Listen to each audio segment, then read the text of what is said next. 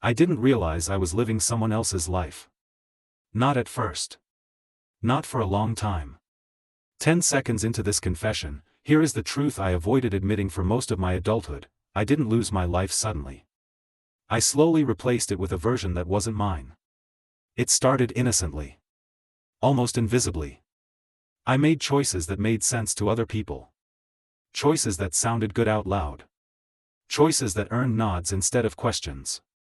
I told myself that wanting approval was normal, that alignment with expectations was maturity, that resistance was childish. So I adjusted. A little at first. I learned what was praised and repeated it. I learned what caused concern and avoided it. I learned how to present myself in a way that reassured everyone around me that I was doing fine. And I was. Functionally. The strange thing is, nothing felt wrong in a way that demanded attention. There was no internal alarm screaming "this isn't you." Just a subtle feeling of distance that I dismissed as stress, fatigue, or adulthood settling in. I told myself everyone feels disconnected sometimes. I didn't notice that the disconnection never left. I became good at performing a life. Saying the right things. Wanting the right outcomes. Reacting appropriately. I didn't lie, I just edited. I removed parts of myself that complicated the narrative and kept the ones that fit. Over time, the edits became automatic.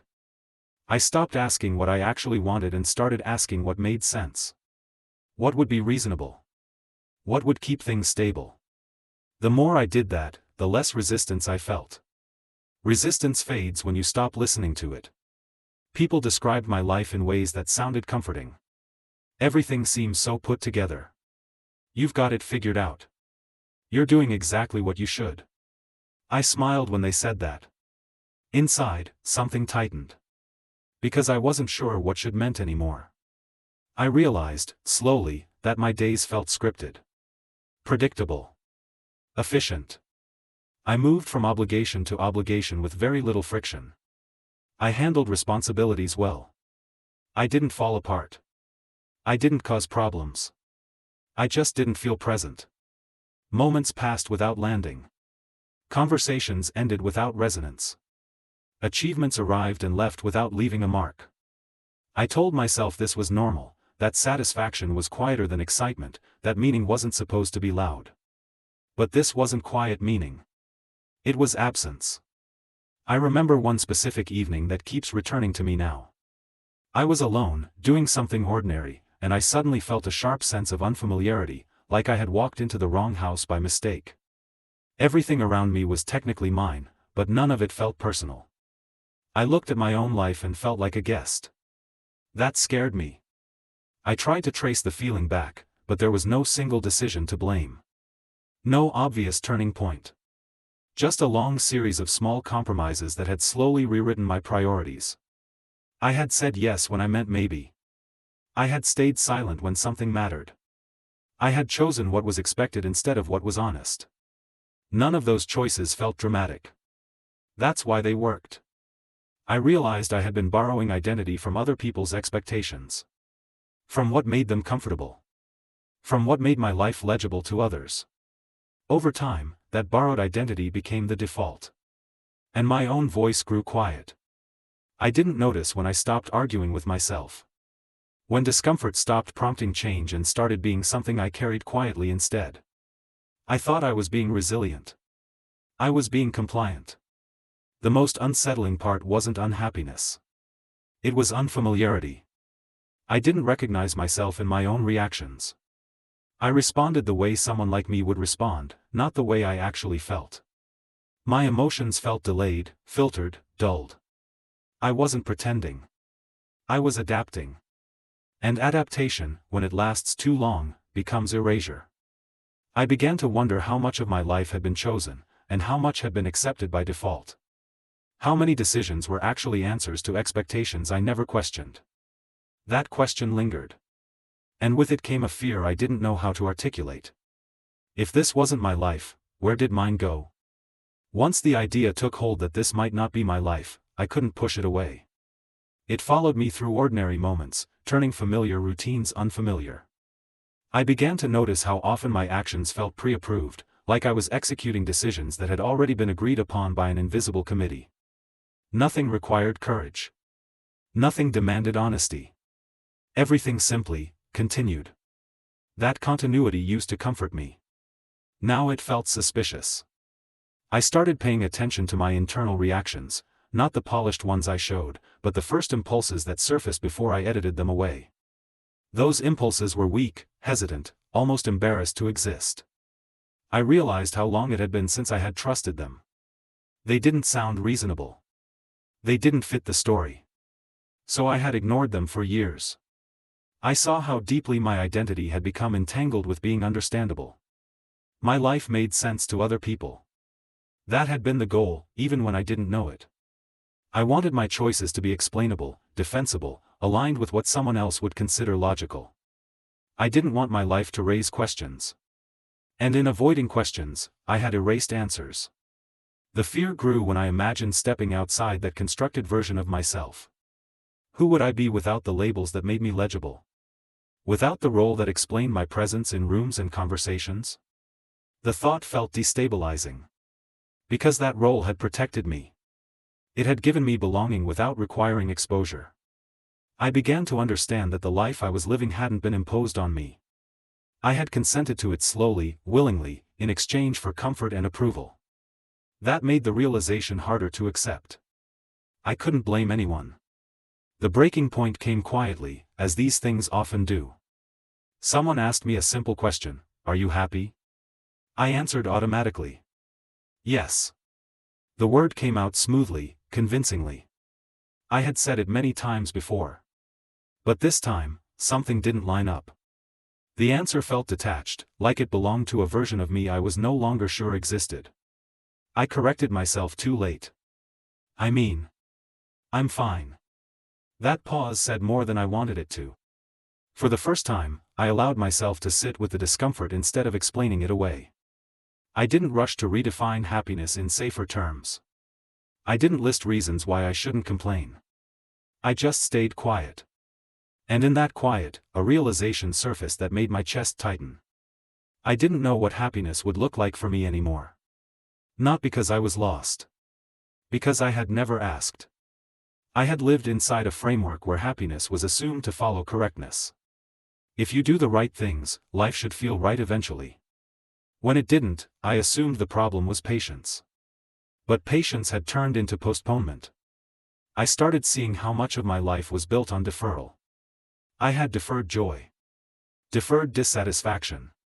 Deferred honesty. Always telling myself that clarity would come once things stabilized. They had stabilized. And clarity never came. That was the moment fear shifted into grief. Grief for the parts of myself that had learned to stay quiet. For the instincts that had been dismissed too often to speak up now. For the version of me that might have existed if I had trusted my own discomfort earlier. I realized something painful.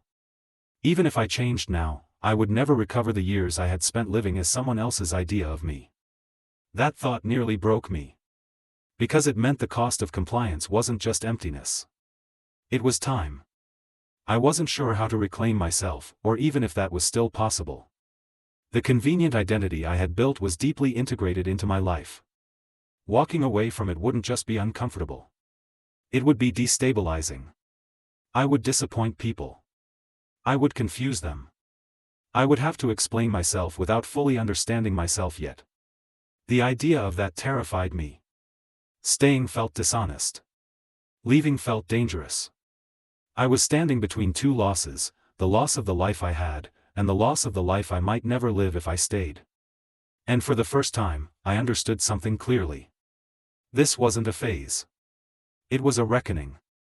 I didn't leave my old life in one clear moment. There was no dramatic exit. No final argument. No door slammed behind me. I stayed in it for a while longer, knowing it wasn't mine. That was the hardest part.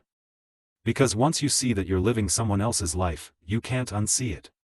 Every routine becomes heavier. Every conversation feels slightly dishonest. Every normal day starts to feel like borrowed time. I was still doing everything right. But it no longer felt neutral. It felt like betrayal. Not of others, of myself.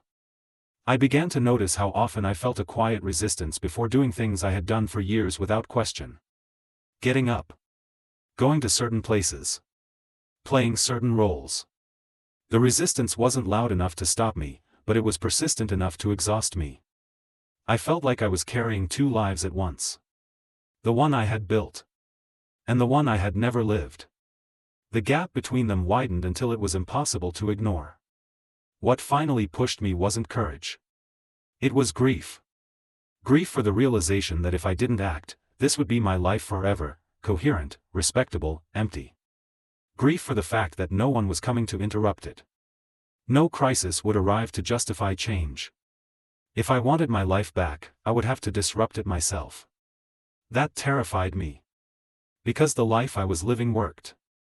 It paid the bills. It earned respect. It made sense to everyone around me. Walking away from it would look irrational, ungrateful, even irresponsible. And maybe it was. But staying was slowly erasing me. So I started small. Not with declarations, but with honesty. I stopped agreeing automatically. I let discomfort sit without smoothing it over.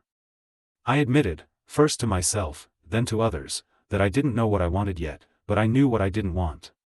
Some people were patient. Some were confused. Some pulled away. That hurt more than I expected. Because it confirmed something I had feared, that part of my value to others had been tied to the version of me that was easy to understand and rely on. When that version began to fade, so did some connections.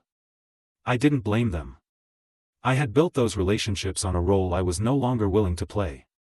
Letting that go felt like stepping into open air without knowing if the ground would appear. I felt lost. Uncertain.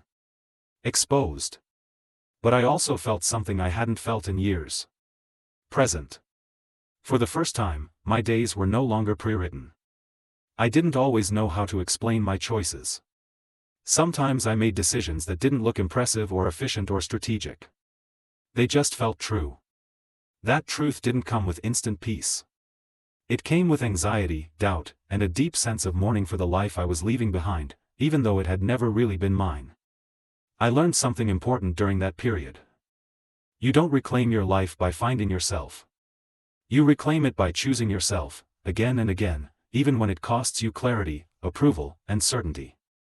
I didn't magically become happy. But I became aligned.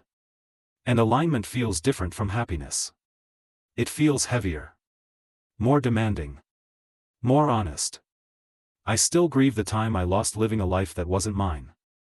That grief doesn't go away. It becomes part of the story you carry forward. But it no longer controls me. If you're listening to this and something in you feels uncomfortably recognized, if your life looks right but feels foreign, I won't tell you to burn everything down. I'll tell you this. Pay attention to the quiet resistance. Listen to the discomfort you keep explaining away. Notice where your life feels borrowed instead of lived. You don't wake up one day and realize you lost yourself. You realize you stopped choosing yourself a long time ago. I lived someone else's life and didn't notice. When I finally did, I didn't start over. I started telling the truth. And that, even now, even when it's hard, is the closest I've ever come to actually being alive.